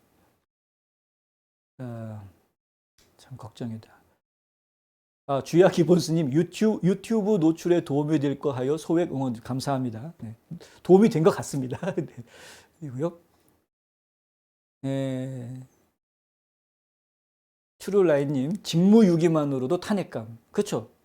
저 직무유기로 탄핵해야 되거든요. 진짜. 네. 순배신님 네, 얘기해 주셨고 네. 쭉 넘어가겠습니다. 네. 추룰라인님 BLM이 하마스를 동지로 선언하고 미친놈들이네요. 연대를 추진한답니다. 완전히 미쳤죠. 이래도 저들이 흑인 인권단체라고 빠는 한인들이 있는 저게 무슨 흑인단체입니까? 그냥 공산주의자들, 급진주의자들. 예. 아무 생각 없는 놈들이죠. 아무 생각 없는 놈들. 그 근본주의자들이라고 보통 이야기를 하죠. 펀더멘탈리스트. 근본주의자들, 이슬람익 근본주의자들은요. 기독교인들이 전 세계에 그리스도의 복음을 전파해야 된다라고 선교 사업에 열을 올리고 있는 것처럼 이슬람도 마찬가지입니다. 그러니까 이슬람이 종교를 모든 사람들이 믿게끔 포교 활동을 해야 된다라는데 굉장히 주안점을 두고 있는데 문제는 기독교계의 선교 단체 활동은 이런 급진주의적인 선교 단체 활동은 이제 없어졌습니다. 예전에 중세시대 같은 경우에는 이 종교를 앞세워가지고 침략 전쟁을 벌였던 시절이 있었죠. 남미 지역 같은 경우가 그런 식으로 많이 침공을 당하지 않았습니까?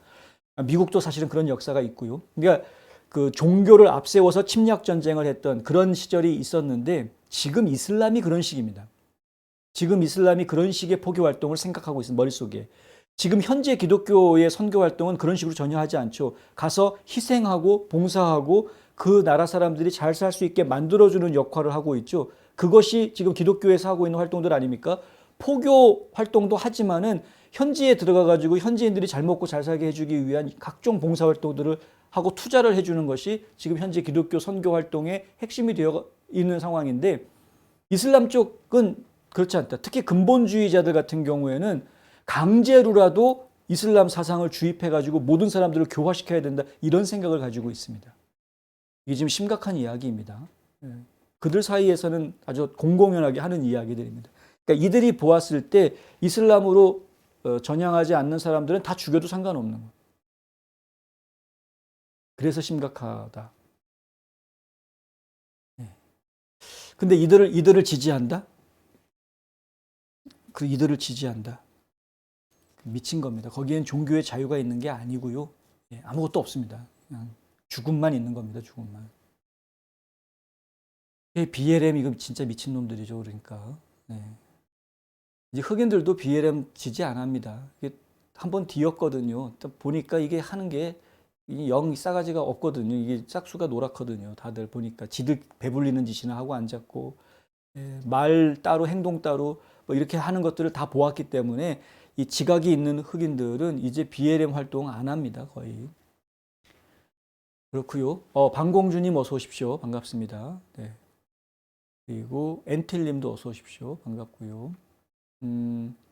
스칼리스 저분은 암투병 앓고 있는데 제이 매팅리님 얘기해 주셨네요. 저는 짐 조던이 되었으면 생각했습니다. 그러니까 짐 조던이 되면 좋죠. 짐 조던이 되면은 바이든에 대한 탄핵 절차가 아주 순조롭게 진행이 됐을 텐데, 근데 어쨌든 지금 스칼리스가 일단은 선택을 받은 상황이어서요. 암투병인데 뭐 완치가 가능한 암이라고 합니다. 그래서 뭐 지금 크게 의정 활동에 문제가 없다라고 이야기를 하고 있어서 지금 다른 사람들이 일체 거기에 대해서 얘기를 안 하고 있는 이런 상태입니다. 조던을 안 보내고 스컬리스를 보내나 보죠. 네, 기득권층들이 그거를 지금 주도하고 있는 모습을 저희가 보고 있고요. 트럼프가 짐 조던을 지지한 것에 대해서 지금 공화당 내부의 의원들 사이에서는 부담을 느끼는 모습입니다. 이게 뭐냐면은 트럼프가 짐 조던을 지지했는데 그 트럼프가 지지한 사람이 하원 의장이 된다라고 했을 때 지금 오히려 정치적으로 역공을 받을 수 있는 빌미를 주는 것 아니냐라는 우려가 있습니다. 이제 제가 좀 이해하기 쉽게 한국식으로 설명해 드리면은 지금 이제 이재명 당대표 얘기가 나올 수밖에 없는 거죠. 이재명을 보호하기 위해서 이 이재명 사람들을 갖다가 더불어민주당의 최고위원들로 채우는 뭐 이런 모습하고 같은 꼴이 되는 거다. 이렇게 이제 그러면 결국은 이거 방탄의회 아니냐 이렇게 이제 지적하고 사람들이 비난할 수 있는 빌미를 만들어 주는 거죠. 근데 그 마찬가지로 트럼프가 지지하는 사람을 갖다가 하원 의장으로 앉혀놓으면 결국은 트럼프를 지지하기 위해서 조 바이든을 탄핵하려고 하는 것 아니냐라는 그런 공격을 거꾸로 받을 수도 있다라는 정치적인 부담이 작용하고 있는 것으로 보입니다. 저희가 상당히 좀 애매한 상황이어가지고 무엇이 옳다라고 말씀드리기가 참 쉽지는 않은 상황인데요. 그런데 어쨌든 하원 의원들, 공화당 하원 의원들의 고민이 깊은 건 사실이다라는 말씀은 드릴 수 있을 것 같습니다. 추룰라인님, 메카시 해임에 동의했던 매츠 등 마가 의원 8명은 스칼리스의 표를 주지 않을 듯. 그러니까 아까 말씀드린 대로 스칼리스가 하원 의장이 되기 위해서는 약속을 해라라고 요구할 가능성이 이제 있죠. 그 협상이 지금 진행이 될 것으로 보입니다. 그러니까 바이든하고 협상을 할 때 어느 정도 이상 양보해서는 안 된다라든가 연방정부 지출이 늘어나지 않게끔 확실하게 약속을 해라라든가 뭐 언제든지 우리가 당신을 해임할 수 있게끔 그 기회를 열어놓고 있어라라든가 뭐 여러 가지 조건들을 좀 얘기를 할 겁니다. 거기에 동의해주지 않으면 당신을 이제 선출해주지 않겠다 이렇게 될 것이고요. 근데 제가 이제 염려되는 부분이 뭐냐하면 지금 이슈가 생기지 않았습니까? 하원 의장이 빈자리가 되는 사이에 이스라엘 전쟁이 벌어졌고 이스라엘 전쟁을 지원하는 미국의 역할이 지금 빨리 진행이 돼야 되는 상황이다 보니까 이스라엘을 지원을 하기 위해서는 의회가 돌아가야 되고 의회가 돌아가려면은 하원 의장이 있어야 되는 상황이기 때문에 현재 상황은 어쩔 수가 없다라는 이유를 내걸어서 민주당 하원 의원들이 찬성표를 던질 수가 있거든요. 민주당 하원들 입장에서는 짐 조던 의원이 하원 의장 되는 것보다 스칼리스 의원이 하원 의장 되는 게 훨씬 낫거든요. 어차피 공화당 쪽에서 될 거면. 그러니까 민주당 의원들 입장에서는 차라리 스칼리스 의원 찬성하겠다라고 찬성표를 던질 가능성이 있습니다.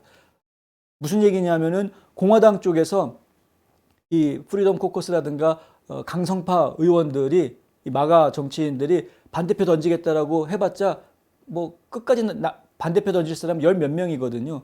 그런데 그 사람들이 반대표를 던진다고 해봤자 민주당에서 한 40-50명이 그냥 찬성표 던져버리면 그럼 끝나는 겁니다. 그럼 스칼리스가 민주당의 도움을 받아서 하원 의장이 되는 꼴이 돼버리죠. 이렇게 되면 더 심각한 일이 벌어질 수 있겠죠. 스칼리스 입장에서는 아예 대놓고 민주당 쪽과 타협하고 협상하고 겉으로는 초당적인 뭐가 합의가 이루어졌다라고 포장을 해서 이야기를 할 수 있는 그런 상황이 될 것이고 좌파 언론들이 막 칭찬해 줄 수 있는 이런 분위기를 만들겠으나 하지만 우파 입장에서 보면은 완전히 배신당하는 이런 상황이 올 수도 있는 겁니다. 그래서 그러한 상황도 벌어질 가능성이 왜 이스라엘 전쟁 때문에 그런 상황이 벌어질 수 있는 가능성이 있기 때문에 저희가 내일 어떤 일이 벌어질지 굉장히 예의주시해서 보아야 하겠다라는 말씀 드립니다.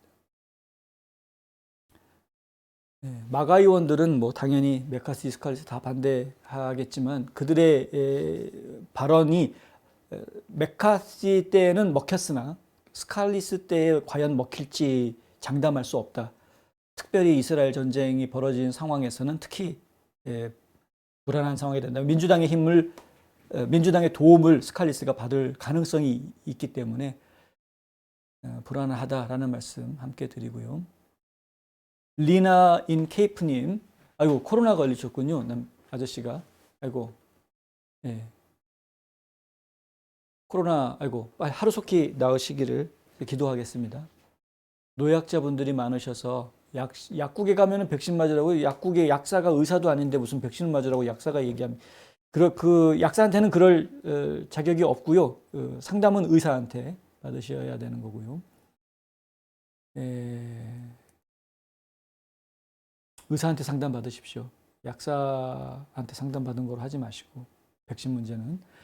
주야 기본스님, 저희 강아지도 저희 아플 때 피 응가하고 밥 안 먹었어요. 진짜 동물들, 애완동물들이 코로나 걸린 경우도 있죠. 신경 많이 쓰이시겠습니다. 한국에 있는 저희 엄마도 4차 하셨다고요? 주야 기본스님. 네. 제이매팅님, 한국 여행하시는데 비용도 비용이지만은 건강 특별히 좀 신경 많이 쓰셔야 되겠습니다. 미리 좀 많이 준비를 하시고 알러지 약부터 시작해가지고 많이 좀 준비를 해서 가시는 게 좋으실 것 같으네요. 지금 제가 상황을 보기에는. 네. 그리고 막판에 지금 버퍼링이 좀 생긴 모양인데요. 뭐 오늘 여기까지 진행하죠. 뭐 그리고 내일 또 하도록 하겠습니다. 저희 소미라 아나운서가 진행하는 NMP6 뉴스는 다음 주 월요일부터 진행이 되고요. 그걸 준비하기 위해서 저희가 직원도 좀 더 보강을 해서 정말 저희 나름대로는 최선을 다해서 좀 준비를 하고 있는 중입니다. 다음 주 뉴스 상당히 기대가 됩니다. 기대해 주시고요. 처음에는 뭐 좀 저희가 실수하는 부분도 있을 수 있겠지만은 어여삐 봐주시기를 또 미리 당부를 드리고요. 계속해서 뉴스앤포스트가 성장하는 모습, 여러분의 기도 덕분에 성장하는 거니까요. 계속 기도해 주시고 그 기도의 응답이 어떻게 이루어지는지 두 눈으로 직접 증인이 되어서 봐주시면 감사하겠습니다. 저희는 기필코 계속 성장해서 내년 대선 정말 제대로 보도해 드리는 그러한 매체로 자리 잡겠습니다. 오늘 방송은 여기까지 진행하도록 하겠습니다. 저는 내일 또 새로운 소식 가지고 찾아뵙겠습니다. 10월 11일 NMP6 뉴스 여기까지 진행합니다. 끝까지 시청해 주신 여러분 감사합니다.